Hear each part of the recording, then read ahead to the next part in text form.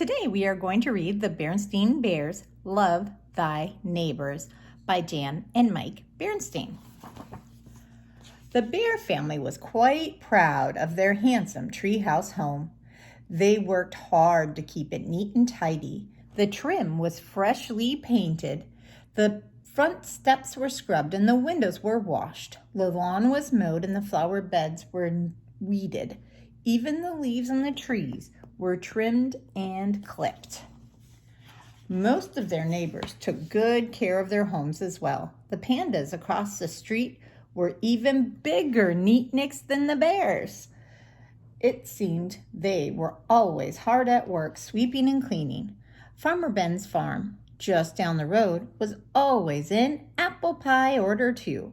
Even his chicken coop was neat as a pin. A place for everything and everything in its place. That's my motto, said Farmer Ben. The Bear family had a few neighbors whose houses were positively fancy, like Mayor Honeypot, the bear who rode around Beartown in his long lavender limousine. His house was 3 stories tall and built of brick. It had a big brass knocker on the front door and statues of flamingos on the front lawn. Even more impressive was the mansion of Squire Grizzly, the richest bear in all bear country. It stood on a hill surrounded by acres of lawns and gardens, and dozens of servants and gardeners took care of the place. The Bear family was proud of their neighborhood, and they got along well with all of their neighbors, except the Bog Brothers. The Bog Brothers lived in a run-down old shack not far from Bear family's tree. But what a difference. Their roof was caving in and the whole place leaned to one side. There was junk all over the yard. Chickens, dogs, and cats ran everywhere. A big pig wallowed in the mud out back. Those Bog Brothers, Mama would say whenever she saw them, they are a disgrace to our neighborhood. Yes, agreed Papa, they certainly are a problem. One bright spring morning, the Bear family was working outside, cleaning up and fixing up, when the Bog Brothers came along. They were driving their broken-down old jalopy. It made a terrific clacking racket. As they drove past the treehouse, one of the Bog Brothers spit out of the car. It narrowly missed the mailbox of the Bears. Really, said Mama, shocked. Those Bog Brothers are a disgrace. I agree, said Papa, getting the mail out of the mailbox. I'm afraid they are not very good neighbors. Papa looked through the mail and found a big yellow flyer rolled up. He opened it and showed it to the rest of the family. Oh, boy, said brother and sister. It's like a big block party. Can we go? It certainly sounds like fun, said Mama. What do you think, Papa? Everyone in town will be there, said Papa. We ought to go, too.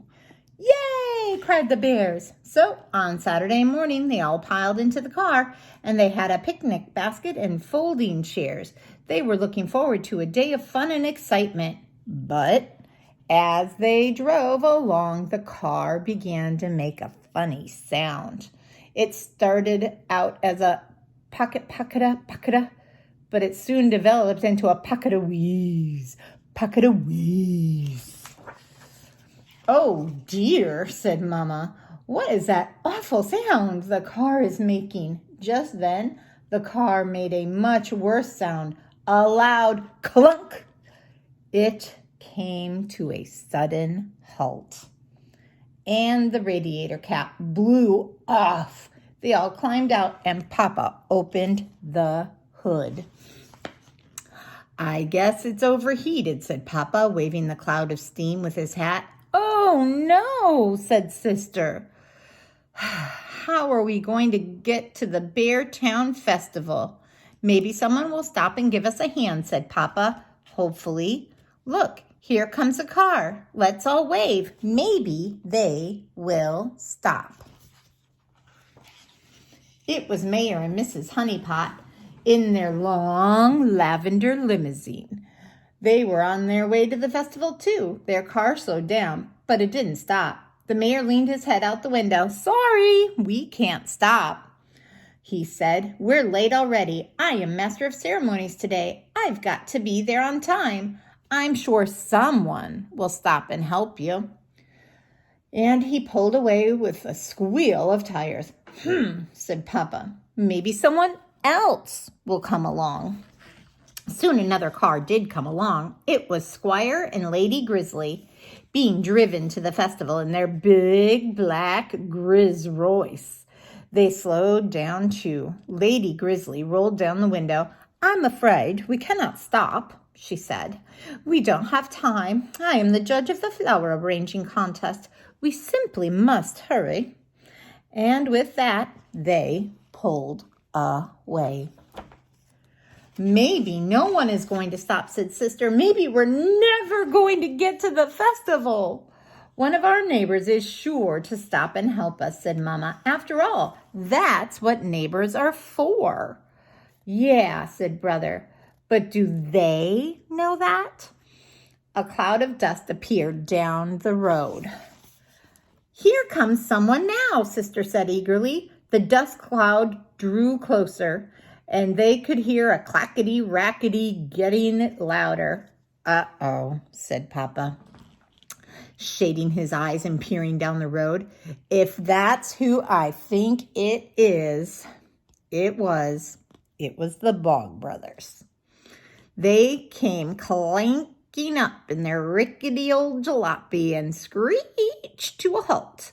First one, then the other, and the other of the Bog Brothers came climbing out. "Howdy," said the first Bog Brother. "Hello there," said Papa. "I'm Len," said the first Bog Brother. "I can see you're having some trouble with your vehicle." "Well, yes, we are," said Papa. "Maybe we can give you a hand," said Lem. "That would be very neighborly of you," said Papa. "Hey, Clem! Hey, Shem!" called Lem. "Get out your rope." The other two Bog Brothers rooted around in the back of the jalopy and came up with a length of rope. They hitched it to the back bumper of their car and tied the other end around the front bumper of the bear's car. "All aboard," said Lem. The Bear family climbed hastily back into their car, and the Bog Brothers pulled away, towing the bear's car behind them. "Where are they taking us?" asked Mom. Papa shrugged. "At least we're moving." Brother and Sister hoped the Bog Brothers weren't taking them down to their old shack. They didn't want to meet the big pig. They soon pulled into a run-down old filling station. Someone who looked like an older version of the Bog Brothers came out. "Hello, Uncle Zeke," said Lem. "Hello, nephew," said Uncle Zeke. "What can I do you for?" "These poor folks broke down on the road," said Lem. "You reckon you can fix them up?" "Let's take a look," said Uncle Zeke. He looked under the car's hood, banged and clanked around, and came up with a length of burst hose. "Radiator hose," he said. "Busted up clean open. I should have another one of them around here somewheres." Uncle Zeke rummaged around behind the filling station and soon came back with a radiator hose. He banged and clanked under the hood for a few more minutes. "There," he said, wiping his hands. "Good as new. We'll top off the radiator, and you folks can be on your way." "Thank you very much," said Papa, relieved. He shook hands with Uncle Zeke and the Bog Brothers. "Thank you," said Mama, Brother, and Sister. Honey Bear waved. "How much do we owe you?" asked Papa, reaching for his wallet. "Nothing," said Lem. "This one is on us. After all, we are neighbors." "That's right," said Mama with a gulp. "We are. In fact, how would you neighbors like to come over to our house for dinner next week?" Papa, Brother, and Sister all stared at Mama with their mouths open. "That's right," neighborly of you, said Len. Don't mind if we do. Shem's cooking has been getting a bit tiresome. Too much possum stew. We were on our way to the Beartown Festival, said Papa. Would you like to join us? Sure would, said Len. We ain't been to a big shindig since Grandpap's 90th birthday party. So the Bear family drove to Beartown with the Bog brothers and Uncle Zeke. They were a little late, but they hadn't missed much. Just Mayor Honeypot's welcoming speech. They all joined in the games, rides, and contests. When it was time for the fireworks, the Bog brothers living things up with some music of their own. The next week, the Bog brothers came over to the Bears' treehouse for dinner. They wore their best clothes and got all spruced up for the occasion. They even brought a housewarming gift, a big pot of Shem's special possum stew, and it was delicious. I hope you enjoyed The Berenstein Bears Love Their Neighbor. You need to be nice to everybody, and just because someone doesn't look like you doesn't mean that they're not nice people. So you need to treat everyone like you would want to be treated. Love one another because God loves us. Have a great day.